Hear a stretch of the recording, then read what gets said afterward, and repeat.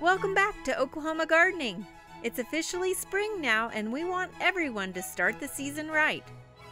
Whether you are new to gardening or have been gardening for years, stay tuned as I share 5 ways to have a successful garden this summer.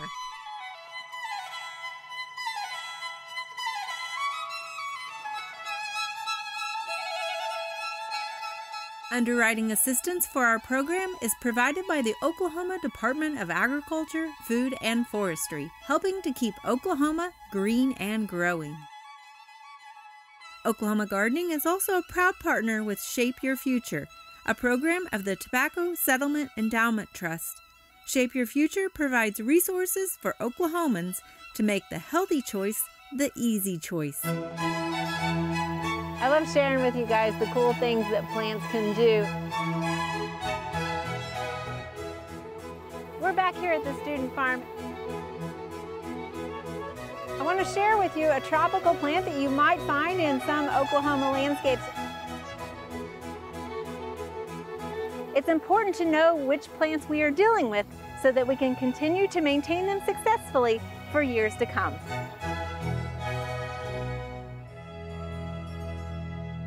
Each spring, people who've been gardening for years, as well as people who might be new to gardening, get excited about the idea of gardening. They have optimism and enthusiasm for it. Well, today we're going to share 5 things to consider in order to start your garden off successfully.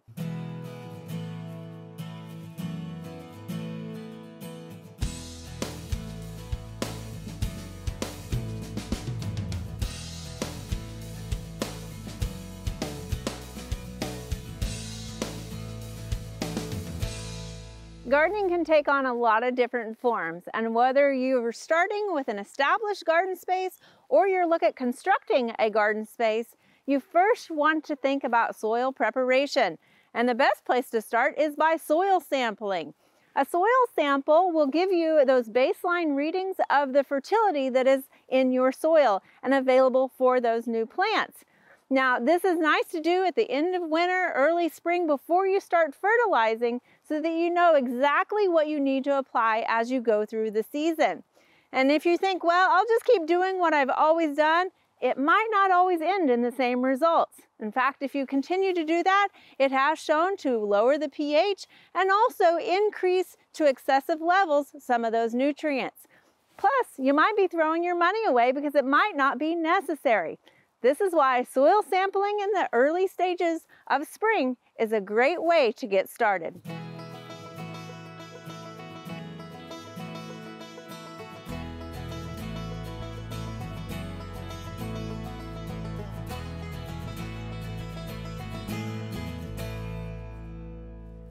Now, for an ornamental herbaceous garden, you're kind of working with existing plants usually.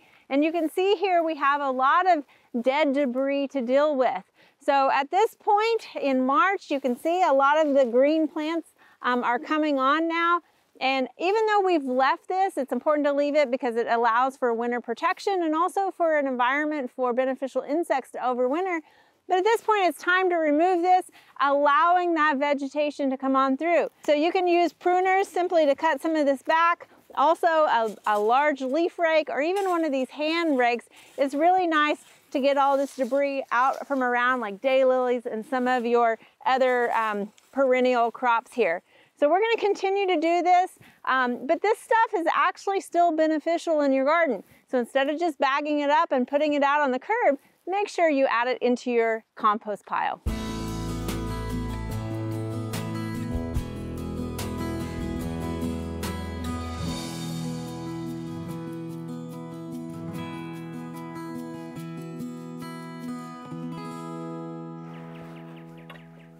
Now, for a vegetable garden, it's a little bit different. So you want to make sure that you're going ahead and smoothing out the bed as much as possible. You can use the back of a leaf rake to really get that smooth. And that's important so that when you're direct sowing your seeds, that the seeds actually stay in place where you're planting them. The other thing too is it's a nice opportunity based off of your soil test to go ahead and add any compost or any amendments that you might need to incorporate into the soil at this time. Remove any old plants, of course, as well, or debris that you might find in your garden. If you haven't ever cleaned out your vegetable garden from last season and you still have tomatoes and pepper plants in there, you want to make sure to remove those. And of course, if they didn't have diseases on them, you can add that to the compost pile as well. Now, if you did grow a cover crop during the fall season or into the winter months, you want to make sure that you begin to terminate that. And there's a couple of different ways to do that, but terminating that cover crop now will allow it to go ahead and incorporate into your planting soil before you actually plant your crop this season. So go ahead and start getting those vegetable gardens ready.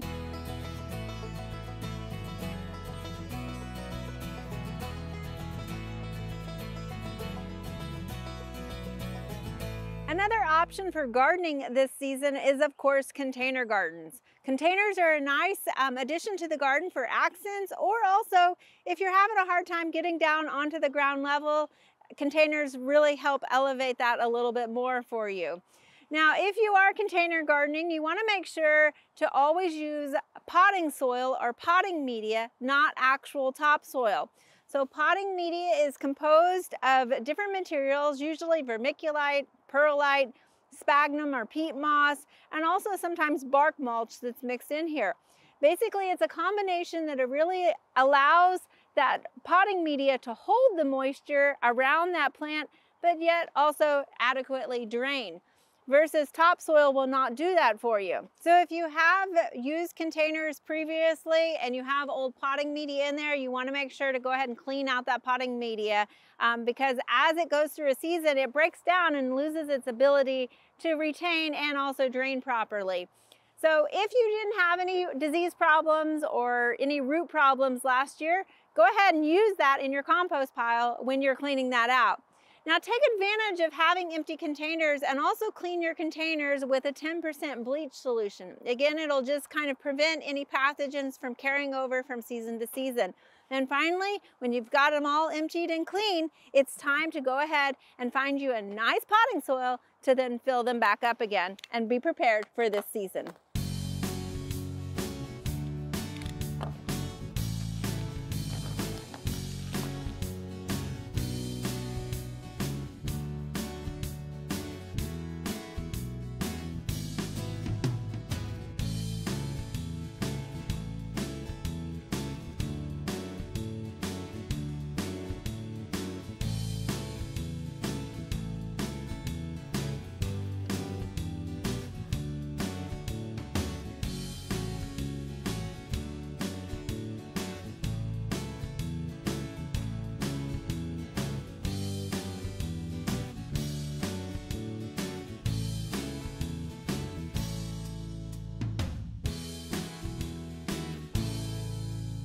The weather can often be unpredictable this time of year. So on those warm days, make sure you're out doing your soil prep. But on those colder days, it's time to settle in and start thinking about what you're going to be planting out in your garden. And you can do that in a couple of different ways. There are several options as to how to go about planting your garden. One of those being starting your own transplants early. Now, starting your own seeds may require a little bit of upfront investment. You need some of your own containers, your potting soil, and usually a grow light, and of course some dedicated space in your home in order to do that. But one of the big advantages is the variety of seeds that you'll have available to you. So you're going to have a wider variety of plants that you can actually start versus what you might find later on growing at the garden center. Also, it will in turn save you money because just for a couple of dollars for a pack of seeds, you can grow a whole lot of plants.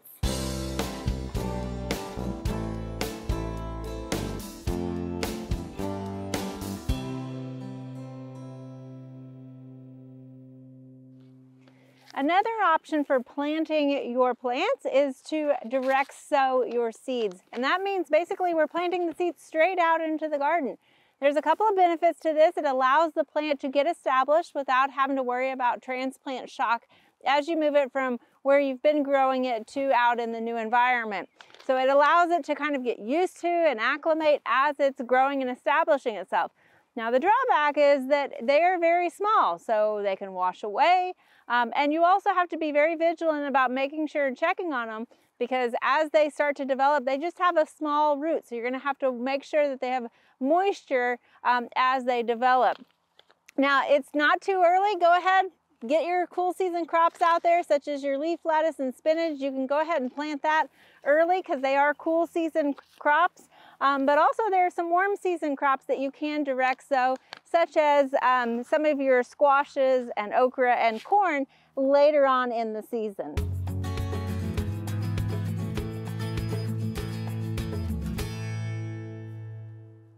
Another option for planting is to purchase transplants. Perhaps the spring kind of snuck up on you and you didn't have time to actually direct sow, or you didn't start your own transplants indoors. You can always purchase them from a local garden center. The nice thing about using transplants is it sort of gives you an instant gratification, because they are usually about 4 to 6 inches tall when you purchase them. So by putting them out in the garden, you're going to have that nice look already of a plant being established there. Now, usually you'll buy those in a 4 or 6 pack, or sometimes they come in a 4-inch pot. So one of the benefits of buying transplants is it allows you just to get a couple, so you could get just a couple of several different varieties versus a whole packet of seeds of one type of variety. The other thing too is when you're planting these, you want to make sure that you're planting them based off of the season that they're appropriate for. So there are cool season transplants like chard that you can put out, or you want to make sure to wait and plant your warm season crops like tomatoes and peppers after April 15th, when there's no more concern of frost. The other thing too is you want to make sure if you're planting tomatoes and peppers in your garden that you are either starting with transplants that you grew yourself or that you purchased. This gives that plant a head start so that you ensure that you're going to get fruit set before the summer heats up.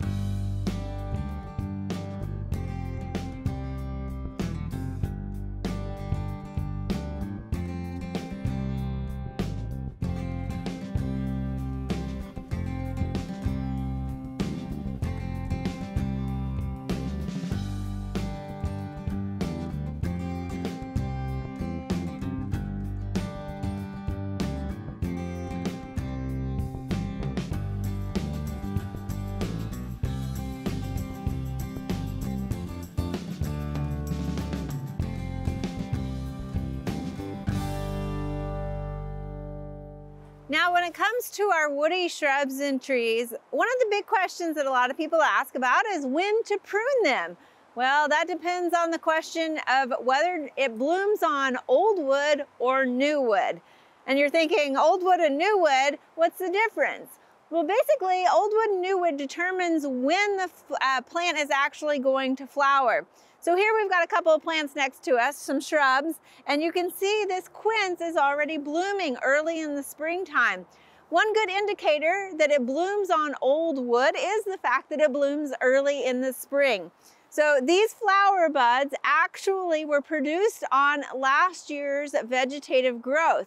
So if we were to prune this early in the spring, we would be removing these flowers, so you wouldn't actually have seen this beautiful display.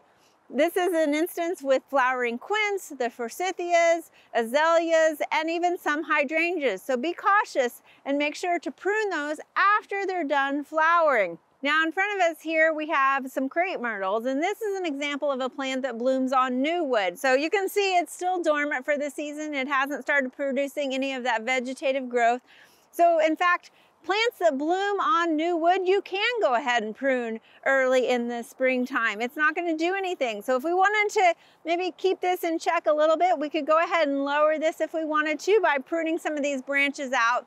Because what's going to happen is when the temperatures warm up, this is going to produce some of that vegetative growth, and then it'll produce those flower buds that you'll see later on in the summer months. So we're not actually removing any flower buds by pruning it early in the spring. So if it blooms on old wood, make sure to prune it after it blooms. If it blooms on new wood, then go ahead and you can prune it this spring.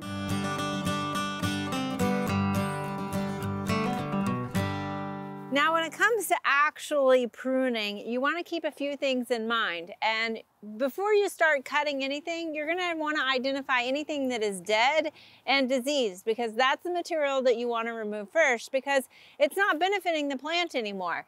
So of course, dead stuff is not doing anything and it's only going to lead to more decay. And anything that's diseased, you want to make sure to remove it so that that disease doesn't potentially spread.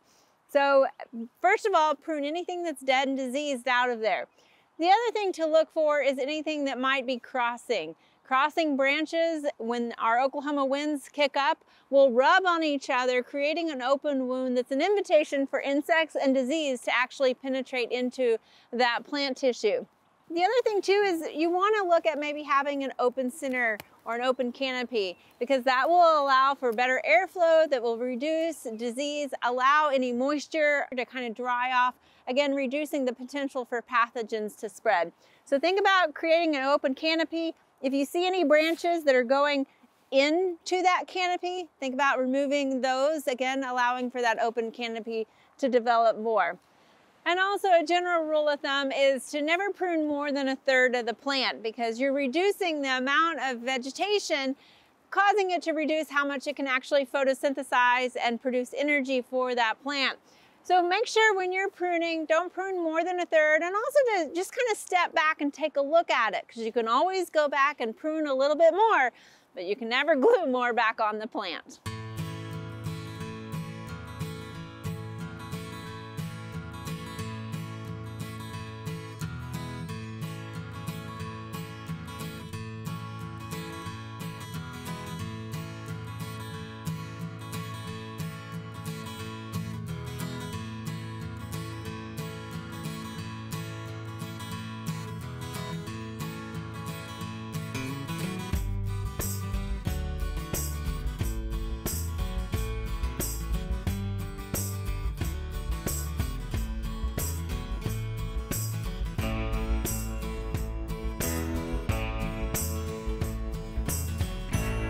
Now let's talk about weeds, but before we do that, I think it's important to define what a weed is. A weed is simply a plant that is out of place, which means you as a gardener get to determine what is a weed, as what is a desirable plant and which one you deem is out of place. Now keep in mind though, as we've cleaned out our garden beds, weeds are simply plants, and they will also enjoy the warmer temperatures and the more moisture that comes with spring, which means a lot of those weed seeds are going to start germinating right along with your perennials that are growing and other seeds that you might have put out. So here's a few tips to consider in order to control your weeds this season.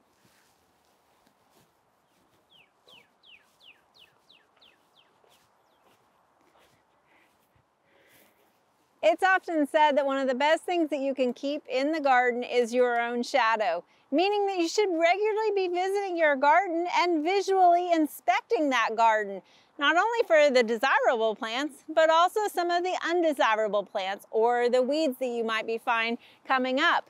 Now, so often as a gardener, whether it's my garden or not, a lot of times gardeners have this need to just want to pull weeds when they see them.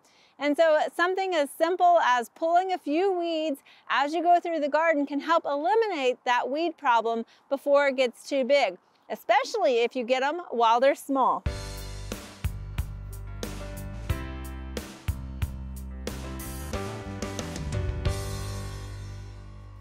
Another way of suppressing your weed growth is simply by covering that warming soil, preventing some of those seeds from actually germinating.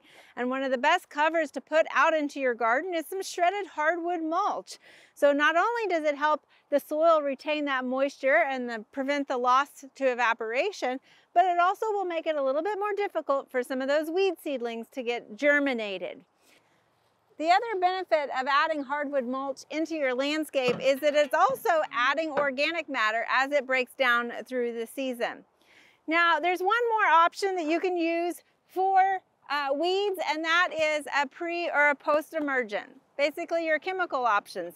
So here we have a pre-emergent, which basically you just sprinkle it amongst your other plants. It's not going to affect anything that has already come up and germinated. However, it will prevent some seeds from germinating, specifically weed seeds. But you always want to make sure to check the label so that if you have put out beneficial seeds, that it doesn't interfere with their germination as well. And finally, the last thing you want to keep in mind is anytime you're using any sort of herbicide is that you always check the label, because the label is the law. The other thing is you might look at a post-emergent. So if you see weeds that are coming up already, then as the name implies, you would want to apply a post-emergent, meaning that you apply it to green weeds that are already up, and that will cause them to die. The other thing to consider is herbicides are either selective or non-selective. So a selective herbicide might target a specific type of plant, like a grassy weed or a broadleaf weed, whereas non-selective herbicides will basically be detrimental to anything that is green. So again, whether this is an option for you or not, that is up for you to choose, but it is an option also to help you have a successful garden this spring.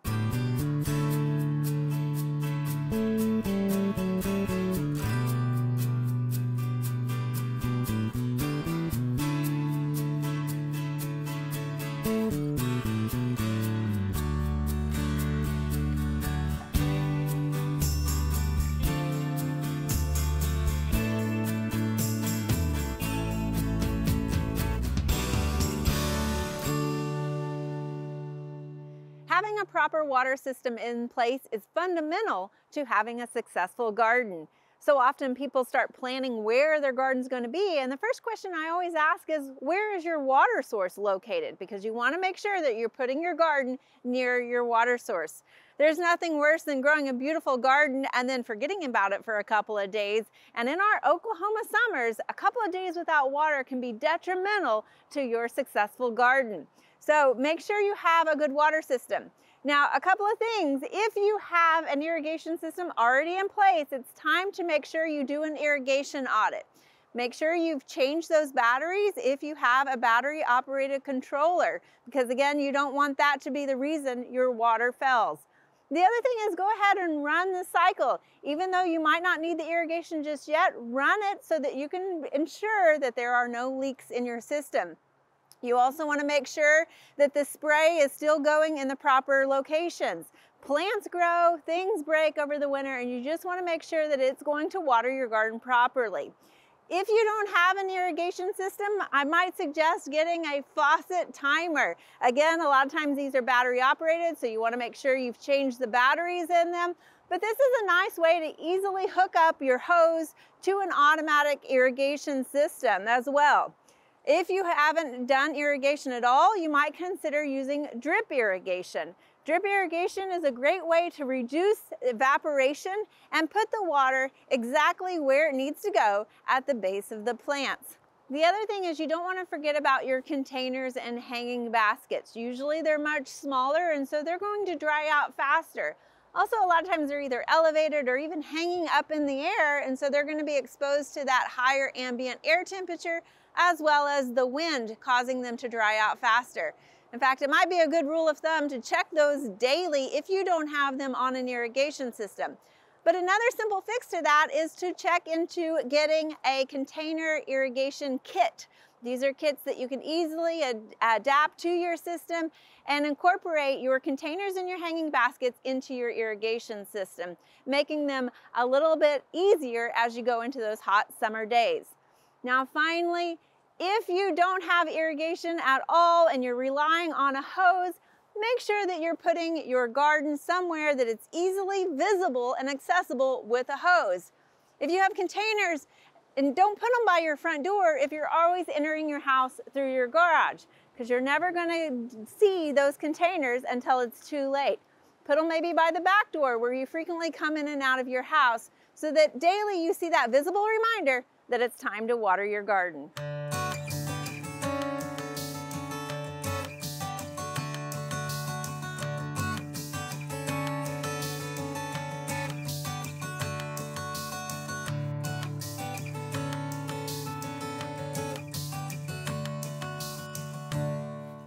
So there you have it. Soil prep, planting, pruning, weeding, and watering. Those are the 5 things you need to keep in mind as we head into the growing season. Now, I know this can all be a little bit overwhelming, especially if you're a new gardener. But the 2 biggest pieces of advice that I always give to new gardeners is 1, to have fun with it, and 2, regardless of what you're trying to grow, what you're really growing is your confidence in being a gardener.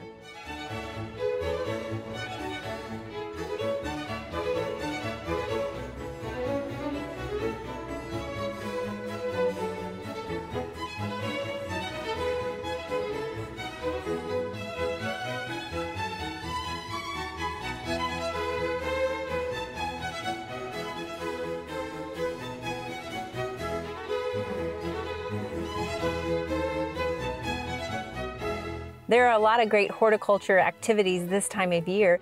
Be sure and consider some of these events in the weeks ahead.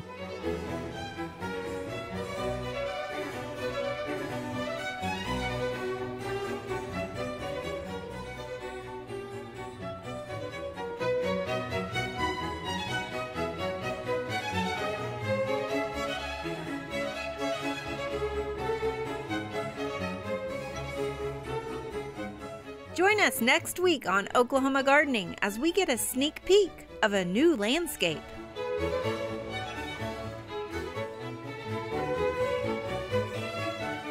Nutritional.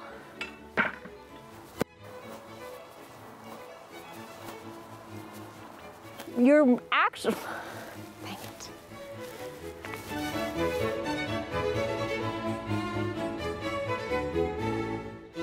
To find out more information about show topics as well as recipes, videos, articles, fact sheets, and other resources, including a directory of local extension offices, be sure to visit our website at oklahomagardening.okstate.edu. Join in on Facebook and Instagram. You can find this entire show and other recent shows as well as individual segments on our Oklahoma Gardening YouTube channel. Tune in to our OK Gardening Classics YouTube channel to watch segments from previous hosts. Oklahoma Gardening is produced by the Oklahoma Cooperative Extension Service as part of the Division of Agricultural Sciences and Natural Resources at Oklahoma State University. The Botanic Garden at OSU is home to our studio gardens, and we encourage you to come visit this beautiful Stillwater gem. We would like to thank our generous underwriters, the Oklahoma Department of Agriculture, Food, and Forestry, and Shape Your Future, a program of the Tobacco Settlement Endowment Trust. Additional support is also provided by Greenleaf Nursery and the Garden Debut Plants, the Oklahoma Horticulture Society, the Tulsa Garden Club, and the Tulsa Garden Center.